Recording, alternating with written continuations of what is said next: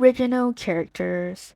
According to Wikipedia, they typically refer to a type of fictional character created by someone that's not affiliated with a company or by a member of fandom. Now, I have my fair share of OCs I've created over the years, all of which deserve a video of their own. That they probably won't get, but who knows. But anyways, today we're focusing on my most recent OC, our beloved Star Enforcer Mira.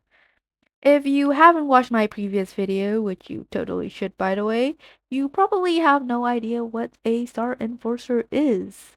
Well, worry not, we will go over it later in the video, along with Mira's backstory and a bit about my character design process.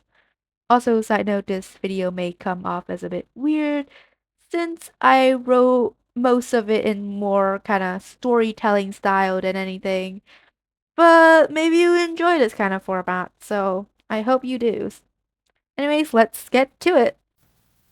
Mira's story begins on her original world, which remains nameless as I'm terrible at coming up with names and haven't really thought of one yet.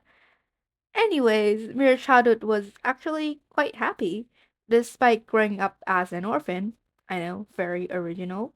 She was recognized for her talents at a young age and taken in by a kind master who taught her everything they knew: literature, art, and even magic, something reserved for those with status and prestige. Together, the two lived in a small but cozy cottage surrounded by the beauty of nature, but not far from human civilization. The two were often inseparable, and Mira's master treated them with kindness. But of course, Mira's master is not the only one in her life. In a town nearby, many praised and worshipped her, and her abilities and intelligence were spread amongst the inhabitants. She was essentially their idol, someone with immeasurable power. She also had friends with whom she could spend her time with. Her life was honestly just peaceful and calm, something most dream of but can't have. And her days passed by blissfully. That is until one particular day. Yeah, this is an OC backstory. It's gonna get traumatic. The start of the day was already unusual. Every morning, Mira wakes up to her master humming in the kitchen as they make breakfast. And yet that day she awoke to absolute silence. It wasn't just her master's singing that was missing. The chirps of the birds, the rustles of the leaves, faint chatter of the villagers in the marketplace. Something was amiss. As she left her home, heading towards the town, more abnormalities peered their heads. Patches of grass were turned gray, the sky was an eerie red, and there was no sight of the wildlife that usually lived in the forest surrounding her home. The closer she got to the town, the more foreboding she felt. Her feet stopped at the sound of a blood-curdling scream. Then another, and another, and another. Soon the only sound to be heard was the sounds of pain and suffering. Fear and anxiety flooded Mira's mind, and in her panic, all she could do was stand there, unable to move or scream. Before we continue, I do want to mention how I've written the script for this video. It's more like a short story than a YouTube video, but I actually had a lot of fun doing it, so tell me what you think about the kind of format of this, and I'll see if I'll do more like this in the future. Anyways, let's go back to the story. A voice suddenly sounded, calling out for Mira. Someone from the town, undoubtedly. Soon another call sounded, and soon enough, screams inevitably turned into cries for help. Cries for Mira's help. Tears rolled down her face, and yet she could not move. It wasn't fear or panic that trapped her there anymore. There was something strange, something supernatural about her frozen state. As the cries went on, it became apparent that they were fading. One by one, the townsfolk were silenced, and one by one, the cries changed again into curses, curses of anger, resentment, and hate, all aimed towards the one who stood just outside of reach, the one who did nothing but watched and listened as her friends and followers faded into nothingness. The one who had immense and imaginable power but was unable to use it when it really mattered. FYI, if it seems like I'm blaming Mirror for all this, I'm not. This is more of an attempt of diving into Mirror's path and just kind of giving you a glimpse of her thoughts and characterization, I guess. Anyways, moments passed by, and soon there was nothing but the sound of Mira's quiet sobs. The silence was deadly, and its implications even worse. Another moment passes, and a sudden scream interrupts the quiet, one of pain, one of anguish, one that felt so distant, yet so close at the same time. Suddenly, a burst of energy rushes through Mira's body, and her pain, her anguish, becomes the fuel of her power, and with it, she breaks free of whatever shackled her there. As Mira arrives in the village, she's once again met with silence. The town square was empty, and there was no sign of the cries and screams so rampant just moments ago. She begins calling out the name of her friends. Each call was more panicked than the last, and with each call, a sliver of hope was lost.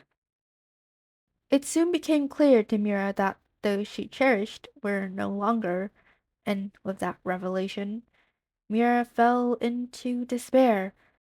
Her mind was filled with nothing but anger and guilt, when a thought surfaced.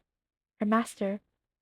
Mira rushed back the way she came, her mind in complete chaos as she ran toward the place she had called home for the past 20 years. And in that disarray of thoughts, one remained predominant. My master has to be alive.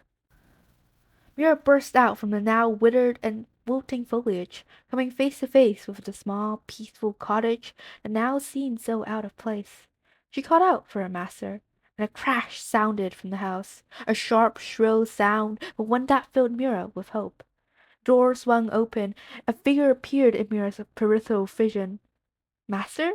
The figure turned, and upon looking at their appearance, Mira froze. Their skin was pure white, their stature unusually tall, and in their eyes there was something inhuman yet uncanny. Master!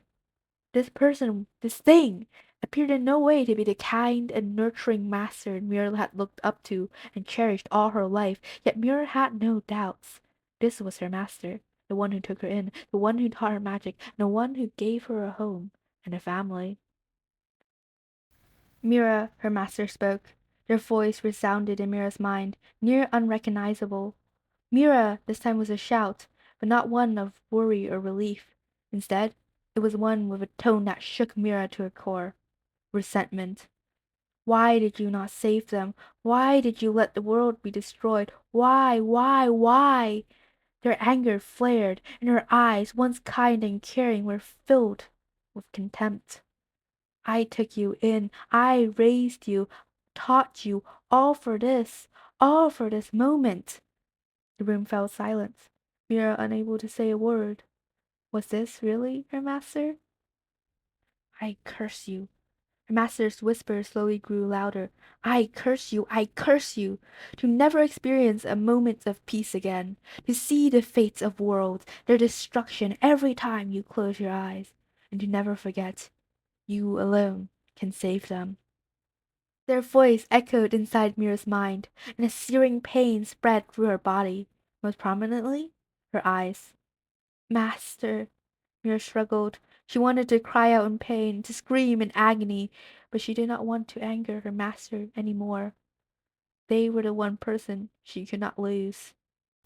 You have failed me, Mira. Those were the last words she heard from her master. Nothing but pain and silence came after.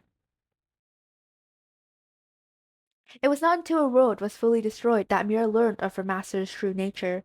They were a god, one who had created and governed her world, and one who had broken the laws of the gods, directly interfering with the course of their world, and even taking a human form and raising a child as their own. This was a big no-no in the systems of gods, and as punishment, destruction was brought upon their world, Mira's world. Mira was the gods' attempt to stop their world's destruction, and they brought her up and taught her with the goal of saving the world in mind. But in doing so, they only brought about the doom of their world prematurely, and in their rage and resentment, they cursed Mira and blamed her for the fall of their creation. Of course, Mira didn't perish with her world, otherwise there wouldn't be a story. Her consciousness faded after her encounter with her master, and when she awoke, she found herself in an empty space of absolute nothingness. This, as she would find out later, was the realm of the gods.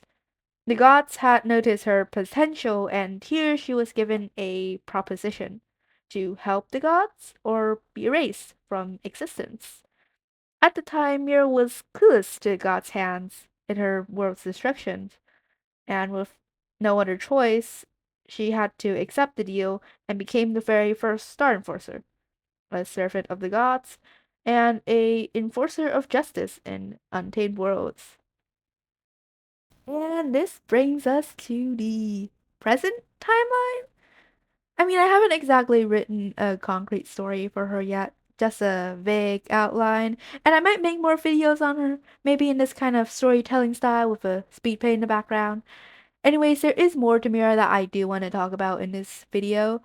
Firstly is the fact that present Mira doesn't actually remember her past and her origins. That's kind of how I got away with not having a name for her road and such. But the in-story reason for this is that her memory gets wiped every 100 or so years. Mira is only human after all, and her memory capacity can only hold so much. At least this is the reason Mira was given for her lack of memory. The other thing I want to clarify is her curse that she lives with. Her powers and personality are reset with every iteration of her being, but the curse given to her by a god themselves remain. The curse is to see every possible future of a world, and more often than not, the destruction of every world she visits. This naturally comes with the compulsion to save these worlds, even though she is often met with failure. And that's it for her character. Obviously, there's a lot more to her than I've covered so far, but I can't really fit everything into one video, so I'll try to expand on her in the future. But for now, that's kind of it. We're moving on to the character design process, I guess. Most of my designs start with a mood board. This also goes for most other types of design, but mood boards and visual research are pretty important, and it helps with finding the kind of vibe you want to go for. I don't actually remember where the original mood board I had for Mira went, but here are some photos that I do remember using as inspo for her design. The next stage is the concept phase, which I usually do as sketches. I kind of separate the design of the clothes and the face, starting with a faceless, I guess, mannequin and drawing their facial features afterwards. The final step of the design is a character sheet, like the one I'm doing now. This includes the character from the front, back, left, and right, although I actually used to just do the front, which wasn't very useful as a reference. Anyways, I also like to include some doodles of the character to show the different perspectives and even maybe a little personality. But yeah, that's kind of it for the process. Some other things to consider is the theme of the character and the motifs you want to repeat throughout the whole design. For Mura, I have this star motif repeating throughout, like the star-shaped gem on her turtleneck and the star on her belt. And less star-shaped, but still similar enough, are the gems on her hoops thingies. I still don't know what they're called. Something else to consider is color. Now, I do plan to make an in-depth video on color at some point, but the main thing we want to focus on is how the colors interact. For Mura, I use contrast between dark and light colors to make certain elements stand out. This is probably most evident in the way the face is able to stand out from the hair. You could also use color to unite the design and create some harmony. This is achieved for Mira through my use of purple, which shows up in different parts of her design. The final thing I want to talk about is function. This is a pretty essential part of design theory and kind of what separates it from art. In design, you're creating for a purpose and a sort of usage, I guess. Kind of like how product design caters to a product's use, or how poster design advertises something. In character design, the purpose is to tell a story, to tell us more about the character at first glance without the need to read about them or watch them in action. I'm honestly not the best at this, and some of my character designs do fall flat when it comes to this aspect. But Mira is an okay example, so I'll just kind of point out some of the elements of her design that tell you more about her. One example would be the aforementioned star motifs. This clearly hints at her connection to the galaxy, which links to the theme of traveling to different worlds. Another thing is her outfit itself. I was really inspired by military style clothing, which I feel kind of ties in with how she works for the gods as a star enforcer.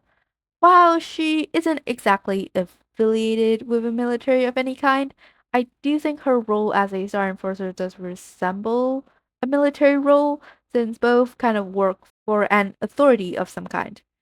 Also, before you mention how her clothes are kind of impractical, they weren't meant for fighting. She is more of a passive character who observes and helps from behind the scenes.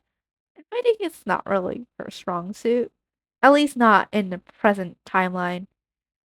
This is my excuse for not writing fight scenes because I suck at it. Anyways, I guess in a way, the fact that she wears a dress also serves a purpose of some kind. Oh, and one last thing about function, color also plays a role in this. Outside of the visual impacts I mentioned earlier, sometimes your color palette can give an idea of your character's theme and personality. For me, I use blues and purples since they're often associated with space and galaxy. The darker color scheme also gives a sense of maturity and calmness, which alludes to Mira's personality. So yeah, think about the kind of character you're designing and how you can use various visual elements to show that. And yeah, that's kind of it for how and why I design my characters the way I do. I would like to say first that I am not a professional, and this is just the way I like to do things, and not necessarily how they do things in the industry. There is obviously a lot that goes into the character designs you see in media, and my measly OCs can't even compare. But who knows, maybe my general knowledge could offer some insights to the character design process and some things to consider not just in character design, but other areas of design as well. But that's enough yapping from me.